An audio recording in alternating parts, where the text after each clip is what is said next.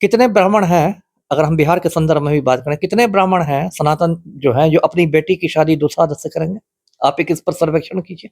जबकि ब्राह्मण भी हिंदू होते हैं और दुसाध भी हिंदू होते हैं। वो हिंदू धर्म से इतना आहत थे कि वो कहा करते थे कि मेरा जन्म हिंदू धर्म में हुआ था क्योंकि जन्म मेरे हाथ की बात नहीं है, लेकिन मेरी मौत हिंदू होकर नहीं होगी।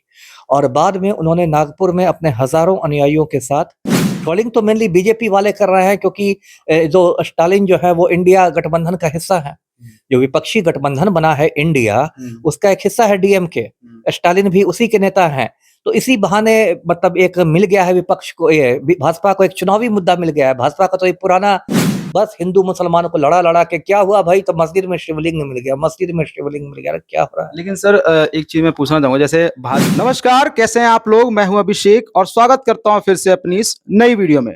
दोस्तों, तमिलनाडु के मुख्यमंत्री एमके स्टालिन के सुपुत्र ने, उदयनिधि स्टालिन ने जो सनातन धर्म पे बयान दिया है, उससे पूरे देश में मामला गर्म चल रहा है अभी। जी हाँ, जगह जगह पे उनकी चर्चाएं हो रही है, नेशनल मीडिया भी उसका चर्चा कर रहा है। तो उसी संदर्भ में हमारे साथ बातचीत करने के लिए अभी एक्स आईपीएस अमिताभ दास सर हैं। इनसे हम जानेंगे कि आखिर ये इस मुद्दे पे अपनी क्या राय रखते हैं। सबसे पहले आइए स्वागत करते हैं। स्वागत है सर अनबॉक्स भारत में। जी धन्यवाद, आपका शुक्रिया। सनातन धर्म पे जो टिप्पणी की गई है उदयनिधि स्टालिन के द्वारा, उस पे आपकी क्या राय है? देखिए, पहले मैं दर्शकों को पृष्ठभूमि बता दूं। ये तमिलनाडु के मुख्यमंत्री एमके स्टालिन हैं, उनके बेटे हैं उदयनिधि, जो तमिलनाडु सरकार में मंत्री भी हैं और डीएमके के एक वरिष्ठ नेता हैं। तो उदयनिधि ने हाल में एक बयान दिया जिसमें उन्होंने सनातन धर्म की तुलना कुछ बीमारियों से की और उसको लेकर विवाद खड़ा हो गया। ऐसे भी हमारे देश में हर मुद्दे पर विवाद ही खड़ा होता है। तो देखिए, उस पर मैं कुछ बातें कहना चाहता हूँ। पहली बात तो, अब बीमारियों से तुलना सही है या गलत है वो मैं नहीं जानता, लेकिन एक बात तो सच है कि जो सनातन धर्म है या हिंदू धर्म है, बहुत सारी हिंदू समाज में बहुत सारी सामाजिक बुराइयां हैं, इससे हम इनकार नहीं कर सकते। और मैं दर्शकों को बताता हूँ, अंबेडकर साहब जिन्होंने संविधान बनाया था, संविधान निर्माता थे, भारत रत्न थे, कोई मामूली आदमी नहीं थे। वो हिंदू धर्म से इतना आहत थे कि वो कहा करते थे कि मेरा जन्म हिंदू धर्म में हुआ था क्योंकि जन्म मेरे हाथ की बात नहीं है, लेकिन मेरी मौत हिंदू होकर नहीं होगी। और बाद में उन्होंने नागपुर में अपने हजारों अनुयायियों के साथ हिंदू धर्म को छोड़कर बौद्ध धर्म की दीक्षा ले ली थी। तो ये तो एक सही बात है कि सनातन धर्म जो है उसमें बहुत ज्यादा जात पात है, ऊंच नीच है, छुआछूत है। और आप देश का इतिहास पढ़ेंगे तो सैकड़ों सालों तक, एक दो नहीं, सैकड़ों सालों तक दलितों पर बहुत सारे जुल्म ढाए गए हैं। उनको अछूत बना के रखा गया, उनको पानी नहीं पीने दिया जाता था, तालाबों से, कुओं सा पानी, उनके साथ लोग बैठ के खाना नहीं खाते थे। ये चीजें तो अब बदल गई ना सर। बदली है, मैं ये नहीं कर रहा, लेकिन जब सनातन धर्म की बात होगी तो उसमें अतीत की भी बात होगी। ये तो नहीं उदयनिधि ने कहा है कि आज की तारीख की वो बात कर रहा है। जब आप सनातन शब्द का इस्तेमाल करें तो फिर सनातन तो पक्ष की भी बात कीजिए। और आप बोल रहे हैं कि बदल गई, लेकिन कितनी हद तक बदली है? आज आप मैं दीजिए, आप भी इसी समाज में रहते हैं, मैं भी इसी समाज में रहता हूँ और हम लोग 21वीं सदी में रह रहे हैं। 2023 21वीं सदी, अब तो चांद पर चंद्रयान पहुंच गया है। कितने ब्राह्मण हैं, अगर हम बिहार के संदर्भ में भी बात करें, कितने ब्राह्मण हैं सनातन जो हैं, जो अपनी बेटी की शादी दुसाध से करेंगे? आप एक इस पर सर्वेक्षण कीजिए। जबकि ब्राह्मण भी हिंदू होते हैं और दुसाध भी हिंदू होते हैं, लेकिन लोगों के दिमाग में जात पात का इतना जहर भरा हुआ है, छुआछूत है, ऊंच नीच का इतना जहर भरा हुआ है कि वो नहीं करेंगे, भले ही वो खुद को बहुत बौद्धिक दिखाएं और बड़ी बड़ी बातें कहे, है ना। हम लोग इसी समाज में रहते हैं। कितने राजपूत हैं, कितने भूमिहार हैं जो अपनी बेटियों की शादी दुसाध से करेंगे, जबकि वो भूमि, अब मैं खुद कायस्थ हूँ, मुझे नहीं ध्यान में है कि मेरे किसी संबंधी ने किसी दलित से शादी की है, अभी तो मेरे ध्यान में नहीं है। जबकि ये लोग बौद्धिक बनते हैं, बुद्धिजीवी बनते हैं, और तब भी दिमाग में छुआछूत का इतना जहर है।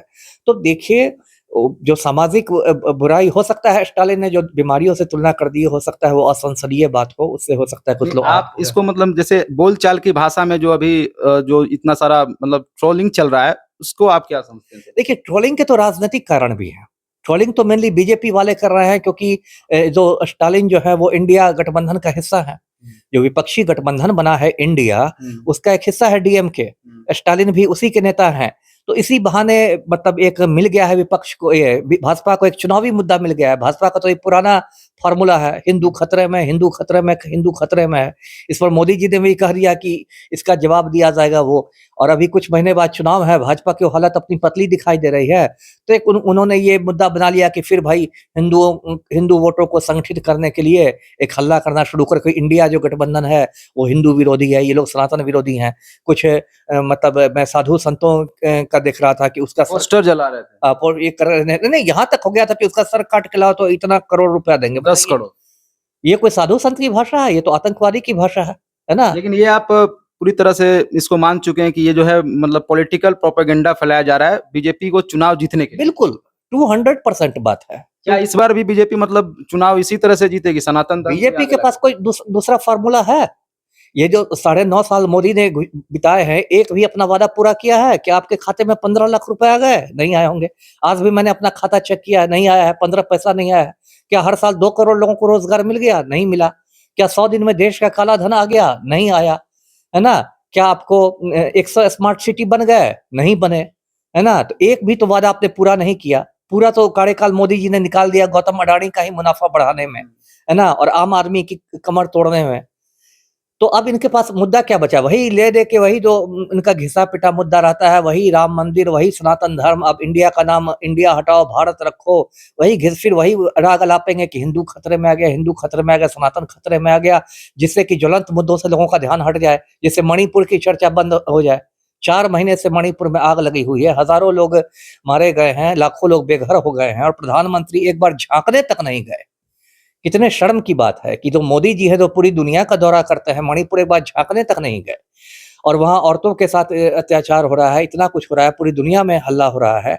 तो ये तो भाजपा का एक पुराना फार्मूला है कि भाई ज्वलंत मुद्दों पर चर्चा ही नहीं करो, जन सरोकार के मुद्दे पर चर्चा ही नहीं करो, महंगाई, बेरोजगारी, बस हिंदू मुसलमानों को लड़ा लड़ा के क्या हुआ भाई? तो मस्जिद में शिवलिंग मिल गया, मस्जिद में शिवलिंग मिल गया, क्या हो रहा है? लेकिन सर एक चीज मैं पूछना चाहूंगा, जैसे भाजपा की तो बात अगर साइड कर देते हैं तो कहीं ना कहीं जो बयान से जो सनातन धर्म के लोग हैं, जो जैसा कहा जा रहा है, वो लोग भी आहत हुए हैं, कहीं ना कहीं वो लोग इस मुद्दा को उठा रहे हैं। भाजपा की तो एक अलग बात है, उनकी चुनावी प्रोपेगेंडा हो सकती है, लेकिन जो और आम जनता लोगों में जो ये दुख हुआ है उसके लिए नहीं ठीक है, देखिए हो सकता है, लेकिन आहत हो गए तो आहत होना तो बहुत आसान है, लेकिन लोगों को भी आत्मनिरीक्षण करना चाहिए। आत्मनिरीक्षण करना चाहिए कि उदयनिधि ने जो बात कही है वो किस हद तक सही है। इतने ब्राह्मण लोग जो अगर आहत हुए हैं उनसे जाकर पूछिए अपनी बेटी की शादी दुसाध से करेंगे, वो भी सनातन धर्म का ही होता है। यदि कोई राजपूत आहत हुआ है तो उससे पूछिए कि अपनी बेटी की शादी दुसाध से करेगा, वो भी सनातन धर्म का ही होता है दुसाध।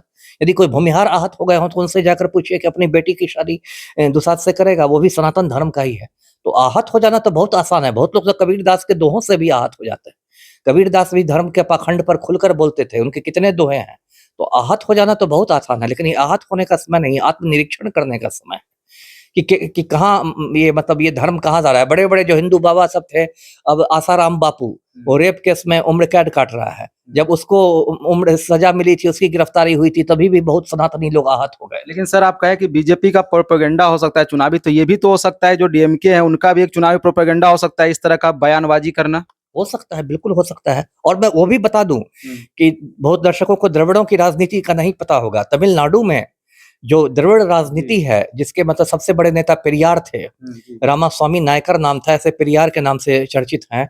पेरियार बहुत बड़े मतलब आप कह सकते हैं दार्शनिक थे और उन्होंने ही द्रविड़ आंदोलन की शुरुआत की। द्रविड़ आंदोलन के पेरियार जनक थे ये। जितनी भी वहाँ की द्रविड़ पार्टियां हैं, डीएमके हो या एआईएडीएमके हो, सब में पेरियार के ही अनुयायी थे। स्टालिन ने जो ये बयान दिया, कहीं ना कहीं स्टालिन भी तो सनातनी ही है ना, क्योंकि उनके नाम में भी आता है उदयनिधि, करुणानिधि, ये सब तो सनातन के ही नाम है ना। नहीं बिल्कुल, देखिए सनातन में भी एक मैं ये भी आपको बताता हूँ, सनातन में भी बहुत उसके आयाम हैं, जी जी, है ना? हिंदू नहीं है और भी बहुत कुछ है।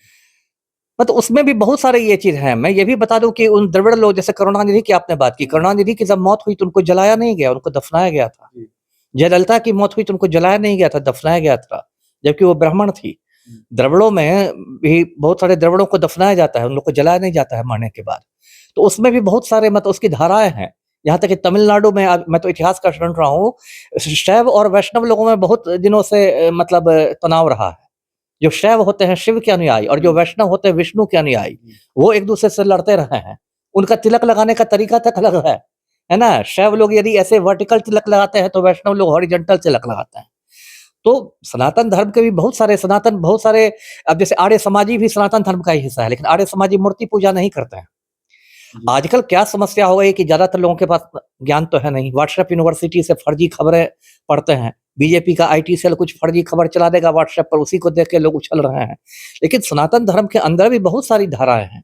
कोई आर्य समाज है वो मूर्ति पूजा करता ही नहीं है, वो कहता है कि वेदों में मूर्ति पूजा है ही नहीं, है ना? बहुत सारे इस तरह के सुधारवादी लोग हैं, बहुत कबीरपंथी सब अलग तरीके से रहते हैं। तो कोई इतना बड़ा जो धर्म है जिसमें करोड़ों अनुयायी हैं, उसमें सबका एक ऐसा नहीं कि सबका एक ही रास्ता है। जी। बहुत बहुत धन्यवाद सर। तो सर का ये कहना है कि ये दोनों पार्टियां जो है जो इनको फैला रहे हैं और जो जिन्होंने बयान दिया है, ये दोनों हो सकता है पॉलिटिकल प्रोपेगेंडा फैला रहे हैं अपनी अपनी चुनाव जीतने के लिए, ऐसा मानना है एक्स आईपीएस अमिताभ दास सर का।